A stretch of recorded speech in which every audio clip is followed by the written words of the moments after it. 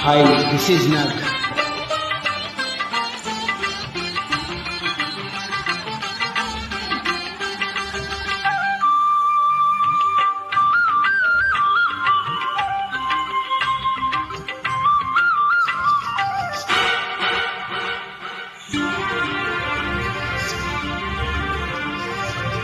ఓ అమ్మను మించి దైవమున్నదా, ఆత్మను మించి అద్దమున్నదా? అమ్మను మించి దైవమున్నదా, ఆత్మను మించి అద్దమున్నదా?